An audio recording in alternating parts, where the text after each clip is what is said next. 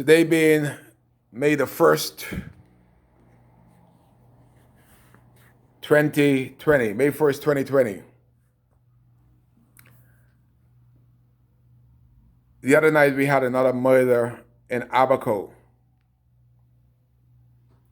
And I sent a couple voice note out, and I heard a couple comments from people who want to criticize in the background. I criticize up front. I don't go in the background. When I criticize, I hope it's constructive criticism. My criticism is not just for criticizing. One big head man that named Hubert Ingram left this with me. He said, Kai, no government like embarrassment. So I criticize to the point that they get embarrassed that they do something. See, this government knows what they're doing wrong, But if nobody says nothing, it's business as usual. They would say, well, Kai, you're raising hell, but you have a member of parliament, Darren Henfield, whom sit at the table of the decision making. Darren Henfield is not only your member of parliament, he's also a minister in this weightless F&M government. Kai recognized that. That is why I speak, because Darren is afraid to speak. When I heard a fella from the constituency there, that the Prime Minister, ex-Prime Minister Perry Christie used to be the member of parliament from, and this guy speak about his constituency and his constituents, it's like, wow, the fella have a little care. But I look at a House Assembly, who ain't sleeping, playing with themselves in there. Where's Darren? When has Abaco name being called yet? When is our number? We talk about 3 murders. You think now, if Kai Mills was the member of parliament, I wouldn't have addressed this already? I want to thank God for what I saw of concern. Anthony Ferguson, the ex-commissioner of police, came down, do a walkthrough all through Abaco, him and the top policeman in the country. I saw the minister, Marvin Dames, cameraed up. He acted like a paparazzi like Kai Mills. Had his camera, went to Green Turkey, Hopetown, Manawar, making sure that the message got out, like video, like I'm doing. The message goes out just like that. And he tried to ease the pain of Abaco to let them know that the armed force got you. They're going to protect you from vandalism, gonna protect you from burglars, thieves. They're gonna protect your goods, the little goods that you have left. 2 weeks, 3 murders because of the police force, the Royal Bahamas Police Force, whether it's direct or it's indirect. I said the other night, and I stand by this. If the young man that just got killed in my district, less than a mile of my birthplace, if his loved ones, his friends, went to the police and said the fella has a mental problem, shouldn't the police prepare for such a person? If my friend's gonna call me and said, Kai, at 11 o'clock, what hurt them is the police said, big fat police when he come out the car. That's what they describe him. He says, somebody gonna die tonight. And he repeated as he came out the car, somebody's gonna die tonight.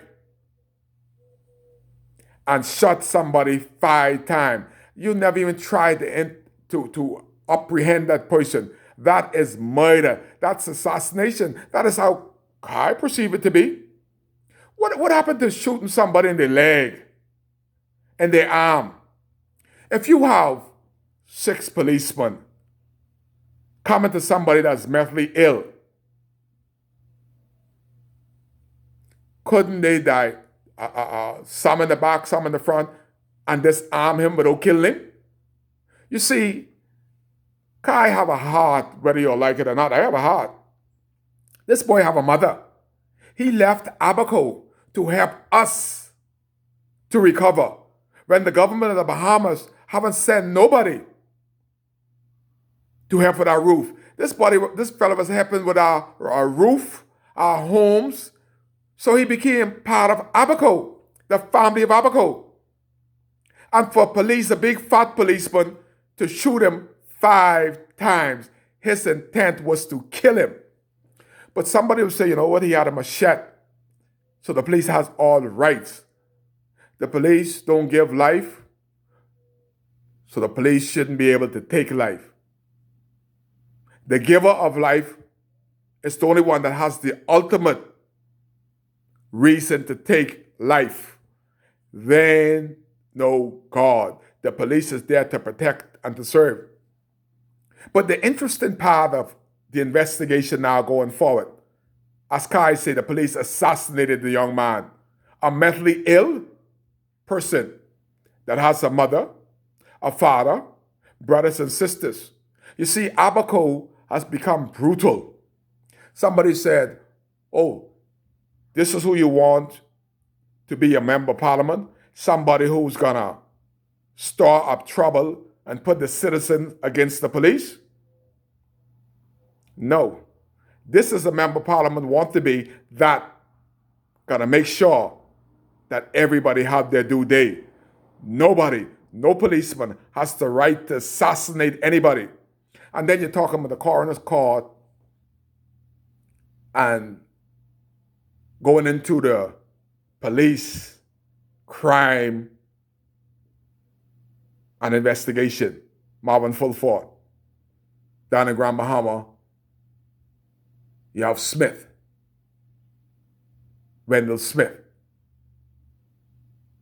Those agencies is absolutely useless, weightless. How can a police protect or interdict a police? It's just hogwash. Hogwash, absolutely hogwash. I had an absolute drunk, Wendell Clark. Didn't know who he was. Didn't know Wendell Clark was from Adam. Wendell Clark was in Abaco about a week before me and him got into it at the traffic light. I didn't know who he was. I saw him 2 days later at the airport. At the traffic light, I couldn't figure whether he's police or not because he's in plain clothes and he was stink of rum. But he was already there and he was told to watch out for Baker's Bay. I'm recording Baker's Bay bus at the traffic light without any disc, and he trying to grab my camera, saying something stupid like, this is these people private business.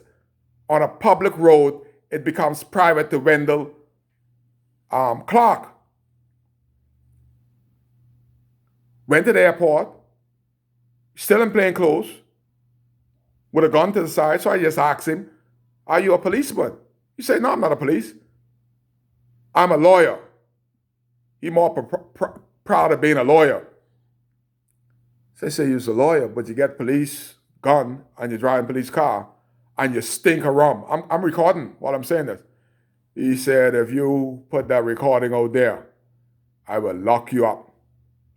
I sent it out there. He threatened me. I have a right to record. He's a policeman. He locked me up for 2 days. When my brothers and my friend came there, I said, what Kai did? I said, Kai did nothing. I am punishing him. This is the word of Wendell Clark. I am punishing Kai Mills for putting me on a video. Then he charged me with a resisting arrest. He's so stupid. I have the video. I didn't resist arrest. I didn't act disorderly. I am recording myself and him, the conversation. But I am before the courts for resisting arrest, acting disorderly, and spent 48 hours in jail. Went to Grand Bahamas, pocket up, reported to Wendell Smith. What happened? He's still down there, although you ain't supposed to drink the rum, but I bet Wendell Clark, superintendent of the police, is still getting bossed up in Grand Bahama. He could find liquor every day in Abaco. He got so bad that he let the police drop him down by Fox Bar and Treasure Key, and he get bust up. And I film him staggering into the police car to go sleep it off. And that was his daily occurrence in Abaco. Drunken man in charge of police in Abaco. So how is Wendell Smith gonna say anything about Wendell Clark? Both of them basically the same rank. One sober, one drunk. They're both named Wendell. Wendell Clark is a disgrace and have been a disgrace to the uniform.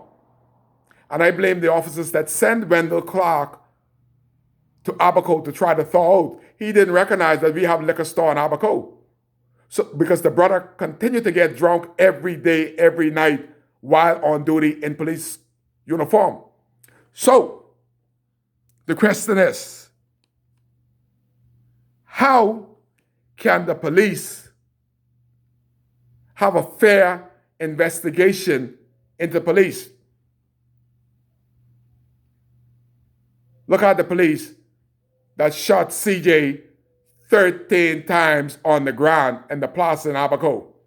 This same police started doing crooked things in Abaco. He got away with murder. He went to Exuma. He beat the hell out of two girls. He talked bad about Paul Roll. Paul Roll don't have the authority to send him home. So he's in Supreme Court because he's fighting to be a dirty cop. He's always been a dirty cop. Then we got Simon Benaby and Mo Johnson. After 18 years on the force, look how they end up. Bunch of rubbish, garbage in uniform. All the cases that Simon Benaby, especially murder cases that he investigated, ought to be reopened. We call them cold cases. The dead is still crying for some justice because of the lack of justice that Simon Benaby and Mo Johnson showed them after they were brutally murdered in Abaco. This is one of these Kai May Day message. Some 9 months in, we're still hollering. Mayday, Darren Henfield. Mayday, James Albury. Mayday, the most honorable Prime Minister. You guys are a servant, and you're supposed to be the servant of the people that is being hurt the most.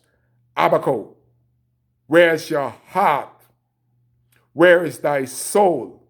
Find your compassion 9 months in. You're live with Kai on WCAY.